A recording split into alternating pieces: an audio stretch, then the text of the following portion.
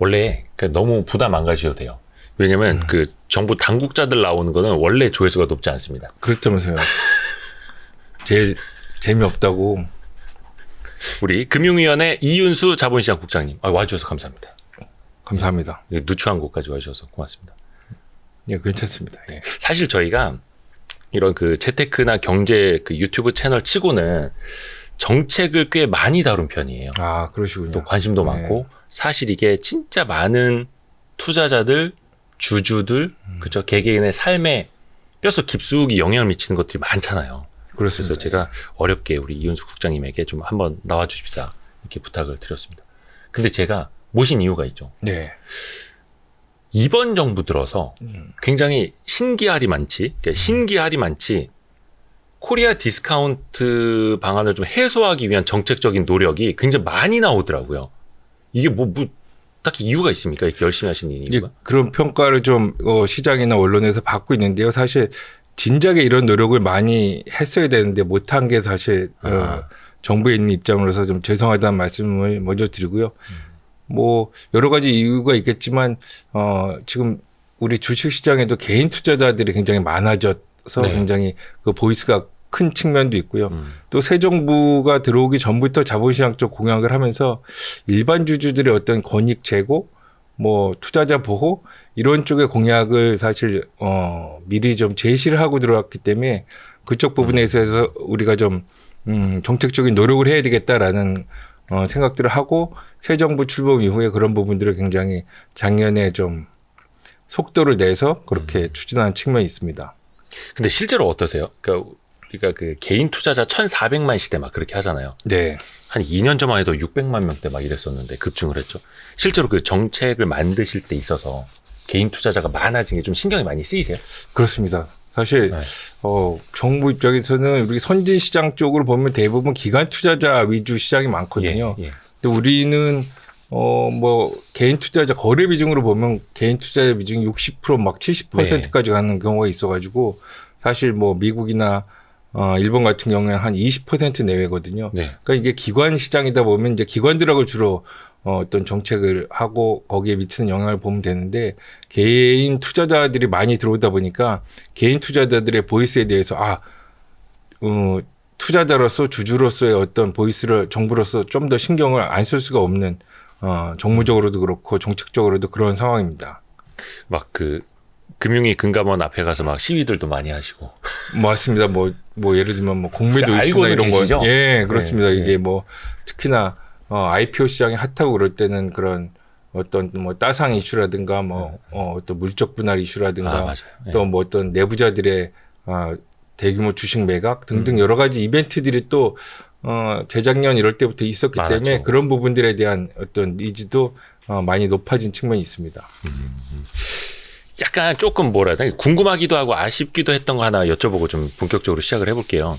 그 증시안정기금 마련이 됐잖아요. 예, 증안기금이라고 예. 있습니다. 예. 증안 이제 펀드를 구성을 해서 막 증시가 너무 많이 폭락을 하면은 밑에 좀 받쳐주겠다 약간 이런 개념이기도 한데 아쉽게도 기금은 조성이 됐는데 실탄 발사는 못했어요. 네, 맞습니다. 그게 이제 2200선이 깨서 2100 뭐 몇십 포인트 갔을 때도 이게 작동을 안 했거든요.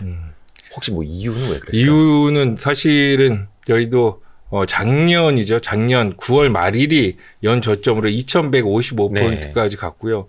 그래서 그런 상황에서 이거 재가동을 해야 되겠다. 우리가 증안펀드가 금융회사들 걸로 모은 게 한 10조 되고요. 네. 증권 유관기관들 한 게 한 7,600억 되는데 그래서 한 10.76조 원 정도를 이거를 다시 가동 준비를 했습니다. 이거를 네네네, 그렇죠. 또 출연한 기관들의 또 이사회 동의도 얻어야 등등 해가지고 또 그렇게 진입 시점, 투자 시점을 하는 투자자위원회라고 있거든요. 그런 네. 것도 구성을 해가지고 우리가 언제 진입할 거냐 이런 거를 사실 정부가 정하는 게 아니고 시장에 있는 전문가들이 정하거든요. 그렇죠. 그거를 딱 준비를 하고 있었더니 뭐 또 공교롭게 또 이게 장이 다시 올랐어요. 네네. 역대로 했던 증안펀드는 조성한다는 이제 소문이 나면 이걸 시장에서는 이거 바닥이구나라고 좀 인식을 하는 측면도 있고 바닥쯤 되면 이제 우리가 들어가려고 하는 부분이 있어서 그런지 묘하게도 하여튼 준비는 딱 했는데 다시 시장에 쭉 올라가는 바람에 증안기금을 실제로 투입은 안 했습니다.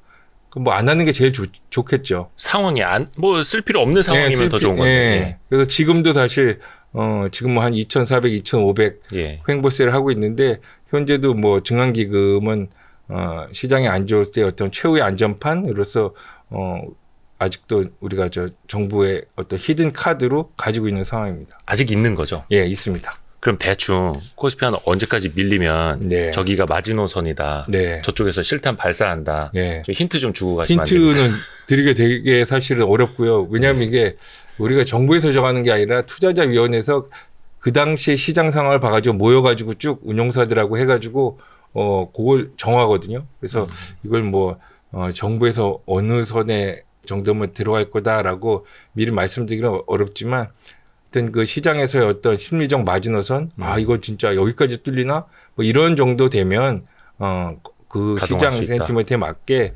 가동을 할 거니까 우리도 근데 함부로 가동을 해서는 안 되니까 여기 또 마지막 안전판이 들어갔는데도 이게 시장이 더 빠지고 그러면 또 문제가 있고 또 이 출연한 데들의 그런 문제도 있기 때문에 어느 정도는 좀 이 정도는 뚫려서는 안 된다. 어느 정도는 이게 바닥이다라는 부분을 그런 전문가들 회의를 통해 가지고 한 다음에 집행을 할 그럴 예정인데 아마 당분간은 없을 것 같습니다. 일단 금융회사 돈이니까 그것도 잃으면 그렇습니다. 안 되니까. 예. 근데 모르겠습니다. 결과론이긴 한데 2200선에서만 샀어도 지금 아주 큰 그렇습니다. 돈 벌었을 텐데 예. 좀 공격적으로 좀 들어오십시오. 증강기금. 예, 그래서 그렇게 기다리고 있습니다. 지금 많은 사람들이. 뭐 제가 숫자는 말씀드리기 어렵지만 하여튼 거기서 사실 멀지는 않았었어요. 당시에 투자자위원회가 예. 생각한 진입 시점이 2100이었네요. 뭐 하여튼 멀지도 않았습니다. 예. 아무튼 아쉽습니다.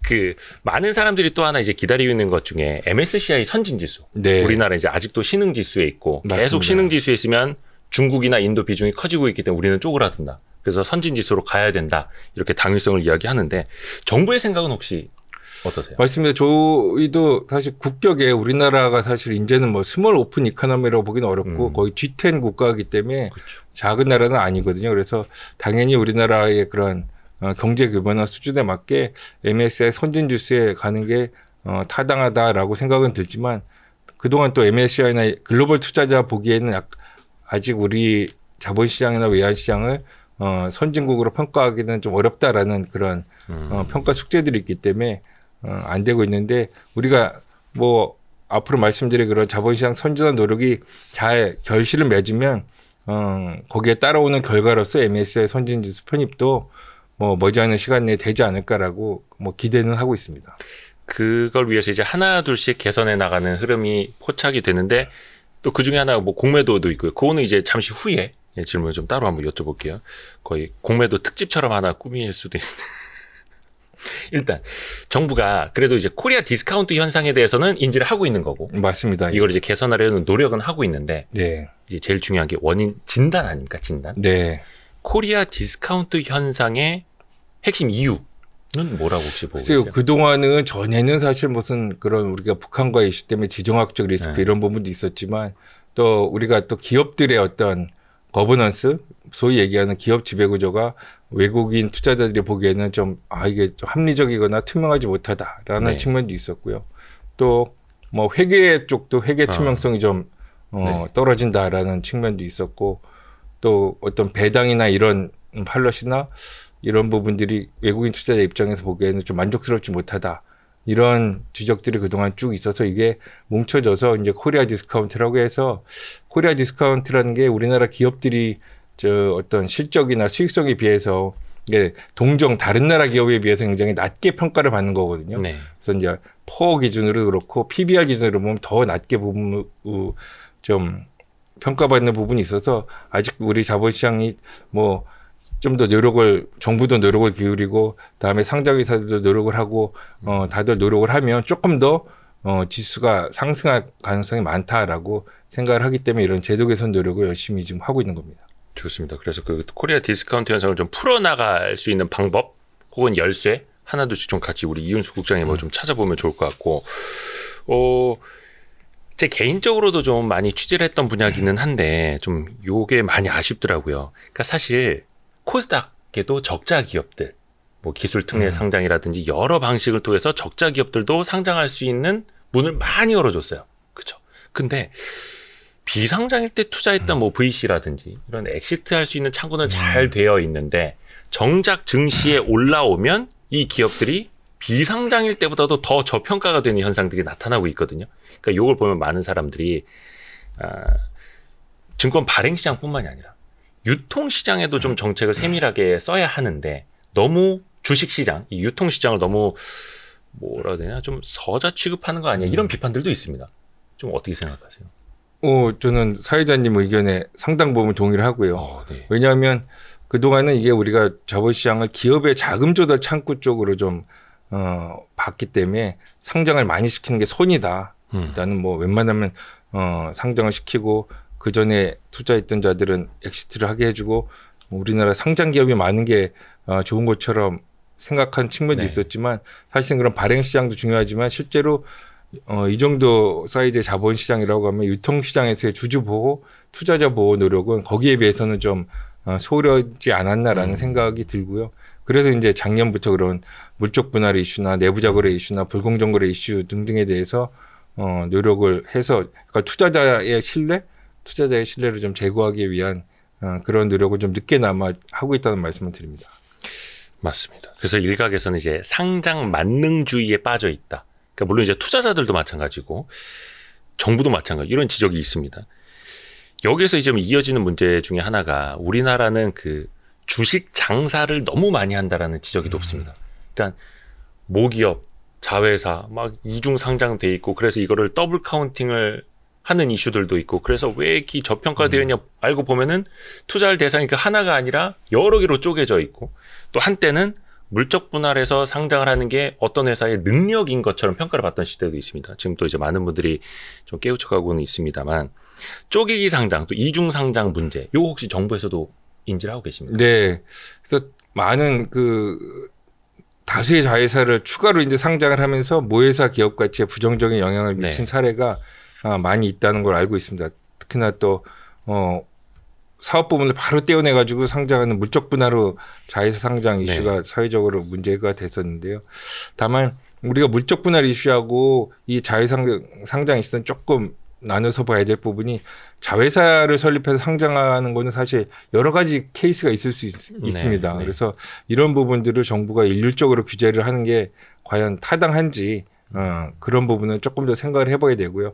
사실 문제가 있다고 해가지고 시장에 정부가 일단 제도 개선으로 접근하기보다는 시장에서의 어떤 평판 리스크 아니면 그런 피어 프레셔 이런 걸로 자체적으로 좀 저는 문제가 해소되는 게 베스트 솔루션이라고 생각이 되고요. 자정작용을 통해서. 그러니까 제도 개선은 하게 되면 성격상 획일적이고 일률적인 측면이 있습니다. 그러면 이게 시장의 자율성이나 창의성을 억누르는 부작용 가능성이 있기 때문에 그런 제도 개선을 통한 교정은 일단 마지막으로 써야 될 수단이 아닌가라고 생각을 하고 있습니다. 다만 물적 분할 이슈는 저희가 작년에 조치를 한 부분이 있고요.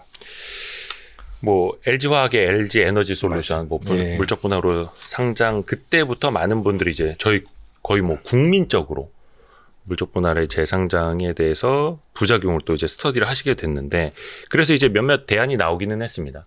물적 분할에서 뭘 이제 재상장하게 될 경우에 구주주들에게 주식 매수 청구권, 주매청이라고 하는 주식 매수 청구권을 이제 도입을 했죠. 그러니까 나는 저 자회사 물적 분할하는 거 싫어요. 그러면 내 주식 사가요. 이런 맞습니다. 제도인데 이걸 도입하시게 된 의미부터 먼저 들어볼까요?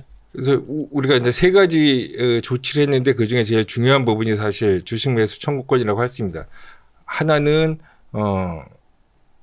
사전에 좀 그런 부분들을 물적 분할하고 자회 상장하는 부분을 공시를 해라라고 시장에 알려라 하는 부분이 있고요.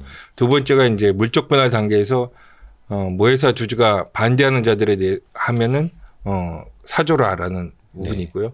마지막으로 그럼에도 자회사 상장할 때는 거래소에서 심사를 할 때 모회사 주주 보호 노력이 충분한지를 봐서 상장 때 거르겠다라 해서 1, 2, 3단계 세 가지 조치를 했는데 주식 매수 청구권을 도입하게 되면 사실상 모회사 주주가 반대를 하고 시장에서 부정적으로 평가하는 그런 물적 분할은 추진하기 어렵다라는 의미로 생각해 주시면 되겠습니다. 물론 이것도 저희가 여러 차례 와이스트릿에서 다루기는 했습니다만 주식 매수 청구권이 있다라고 해서 물적 분할을 또 못하는 건 아닙니다. 그래도 이제 기존 주주들은 어떻게 보면 주가가 저평가되어 있을 때 내 주식을 싸게 저 회사에 넘겨야 되는 그런 조금 억울한 면이 있을 수도 있고요. 그래서 많은 분들이 그래서 자회사를 이제 분할 상장하게 되면 이 자회사 주식을 공모할 때, IPO 할 때 기존의 주주들이 이 자회사 주식을 우선적으로 배정받을 수 있는 권리를 받아야 된다. 신주 우선 배정권이라고도 하죠. 그걸 많이 이야기를 했는데 정책적으로는 요건 아직 도입이 안 됐습니다. 네, 왜냐하면 사실 일단 물적 분할할 때 주식 매수 청구권을 드리면 일단 반대하는 주주들은 이걸로 엑시트할 수 있는 기회를 드리는 거거든요. 네, 그러면 엑시트할 기회를 드렸는데 엑시트를 하지 않고 남아있던 주주에게 또 신주 배정 권리를 주는 거는 어떤 중복적인 혜택이 되는 측면이 있고요. 사실 더 중요한 거는 이게 신주를 우선적으로 배정할 주주를 사실 어떤 주주를 해야 되는지 사실 판별하기 쉽지 않습니다. 이게 물적 분할 전부터 갖고 있던 주주를 해야 될지 물적 분할 이후에 들어간 주주를 해야 될지 그 이후에 들어온 뭐 자회 상장 직전에 들어온 주주를 해야 될지 이게 모회사 주주라는 거를 사실 판별하기 되게 어렵고 하루 전에 산 사람도 나도 네. 이제 주주다 이럴 수 있으니까. 네, 그리고 이거를 무상으로 줘야 될 때 또 어떤 프라이스로 줘야 될지 등등 해가지고 사실상 뭐 신주 우선 배정이 말은 좋지만 되게 실제적으로 정책적으로 도입하는 굉장히 어렵고요. 그래서 우리가 이런 주식 매수 청구권을 도입해서 충분히 그런 효과를 볼 수 있다고 보는데 뭐 이런 부분들을 시행을 해도 만약에 그래도 이제 모회사 주주 보호에 불충분하다 그러면 추가적으로 검토해 볼 필요는 있겠지만 네. 우리가 주매청을 도입한 상황에서는 신주 우선 배정까지 같이 병행해서 할 필요성은 현 단계에서는 크지 않아 보입니다.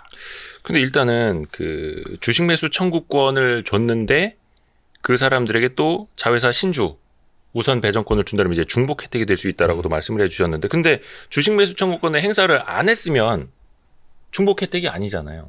그럼 안 했으면 나는 뭐 그거에 대해 이런 물적 분할에 대해서 반대하지 않는다. 그냥 쭉 가도 좋다라고 한 거거든요. 아니 근데 반대는 하는데 예. 예를 들어서 주가가 뭐 PBR 0.5배까지 되어 있는데 그 가격으로 그 회사한테 되팔아야 된다. 그럼 나는 이미 뭐 마이너스 몇십 퍼센트가 된 상황인데 그 가격으로 반대를 행사하려면은 주식 매수 청구권을 쓰십시오. 그 회사에게 싸게 넘기십시오가 사실 투자자 입장에서는 와닿지를 않는 거죠. 내가 이 가격에 저걸 저 회사에 넘겨야 된다고? 이렇게 되는 거죠. 네. 그래서 이제 저희가 세 번째로 또 한 게 거래소에서 자회 상장할 때 이런 모회사 주주 보호 방안이 얼마나 충실했느냐를 또 따져서 그런 부분들이 없으면 자회사 주식을 현물 배당을 해준다든지 뭐 모회사 그 주주들한테 배당 확대를 해준다든지 등등의 실효성 있는 주주 보호 방안이 없으면은 자회 상장이 사실상 안 됩니다. 그래서 그런 부분들까지 종합적으로 봐주시면 기존 주주의 이익을 해하면서 물적 분할로 자회 상장하기는 사실상 현재 시장에서는 어렵다. 이렇게 생각이 듭니다. 요거는 이제 그거죠. 주식 매수 청구권이 있지만 제가 말씀드린 것처럼 주주들이 많이 억울해한다. 그러면은 그 주주들에게 저기 새롭게 상장하는 자회사의 주식을 마치 배당을 해주듯이 예. 현물로 좀 일부분이라도 나눠줘라. 네. 그리고 그거를 한국거래소가 저기 주주들하고 제대로 조금 네. 소통이 됐는지를 확인해 보겠다. 맞습니다. 요런 차원인데. 네. 근데 요거를 제가 한마디로 어떻게 정의를 했었냐면 예전에 다른 영상을 통해서 떼법을 양산할 수도 있다. 왜냐면 떼법. 네, 왜냐면 네 알겠습니다. 이런 주주들한테는 요만큼이면 되나 보다. 근데 거래소에서 심사할 때 이게 정량이라는 게 없지 않습니까? 맞습니다. 솔직히 말하면. 네. 그래서 막 한국거래소 앞으로 뭐 몰려오고 뭐 자회사 주식 한 10% 현물 배당을 우리는 그걸로 부족하다. 50% 현물 배당을 막 이렇게 들고 일어나면 또 어쩔 수 없이 한국거래소도 저 보세요. 지금 주주들이 저렇게 난리 치잖아요. 더 주시라니까요. 또 이렇게 되고. 사실 현실적으로 막 그렇게 갈 수 있지 않을까요? 그래서 그게 이제 양쪽 측면이 다 있는데요. 이게 너무 또 느슨하게 하면은 이게 실효성이 없는 거고 너무 빡빡하게 하면은 또 그런 측면이 있어서 아마도 현재는 이렇게 빡빡하게 심사를 할 거라고 돼 있기 때문에 실제로 요즘에는 우리가 그런 작년 11월부터 그런 거를 시작을 했는데 실제로 물적 분할로 자회 상장 이슈가 요즘에 없습니다. 그래서. 모르겠습니다. 이런 네. 상황에서도 계속 이제 물적 분할 한 회사 있고 또 3기 EV하고 그 피롭틱스 자회사 필에너지인가 뭐 이렇게 사례들이 좀 나타나고는 있습니다만 또 일일이 저희가 또 그 개별 주주들의 의사가 어떤지는 또 확인할 수 네. 없어 약간 좀 한계가 있고요. 이 삼중 장치에도 이렇게 시행을 해서 또 그런 문제가 있는지는 저희가 또 시행해 가면서 보완할 필요가 있으면 좀 보완을 해 나가도록 하겠습니다. 그 자회사 분할 상장 시에 그 자회사 신주 공모주 우선적으로 이제 배정을 해주는 방안은 모르겠습니다. 이게 주주의 권리를 확정하는 시기가 애매모호하기 때문에 이걸 시행을 못한다라는 이야기들이 많은데 그래도 이외에 주식에 배당락이라는 게 있는 것처럼 어찌됐든 간에 문턱 효과는 생길 수밖에 없지 않습니까? 저는 이거를 그냥 왜냐면 이제 주권이 언제든지 매매가 가능하고 네. 오늘 사서 이결제일 후에는 내가 새로운 주주가 되듯이 이거는 그냥 그 시점에 대한 고민을 할 게 아니라 어차피 그게 또 실시간으로 가격에 반영이 되는 게 이제 주권이니까 그냥 시행을 해도 될 것 같다라는 의견. 이게 저희가 물적 분할 대책 마련은 작년에 한 6개월 이상 스타디에서 할 때 많이 하셨죠. 여러 차례 전문가 의견을 수렴을 해보면 그래도 주식 매수 청구권 주는 방안이 이 정도 해놓고 보는 게 훨씬 우월하다. 라고 자세히 스타디된 부분이 있는데 이런 부분들을 따로 뭐 설명할 또 기회가 있으면은 네, 예 좋습니다. 드리겠지만 현 단계에서는 정부 입장에서 굉장히 충분하게 했다라고 생각이 들고요. 하여튼 좀 시행해 가면서 좀 더 추이를 살펴보겠습니다. 일단은 참 이중 상장 자체가 많지 않으면 되는데 그냥 미국처럼 모기업 하나만 딱 상장되어 있고 모든 투자는 다 모기업을 통해서 이루어지고 증자를 하더라도 모기업이 증자해서 내려보내주고 하면은 가장 깔끔한데. 네, 그런 어떤 시장 관행 문화가 이제 우리도 아직은 자본시장이 좀 성숙해가는 과정이니까 우리도 그런 미국 시장하고 비교를 하면 조금 더 시간이 걸리는 그런 측면이 있다. 그런 문화를 정부도 노력을 해야 되겠지만 시장 참여자들도 그런 거를 같이 좀 노력을 해서 만들어 나가야 되지 않나 그렇게 생각을 합니다. 좋습니다.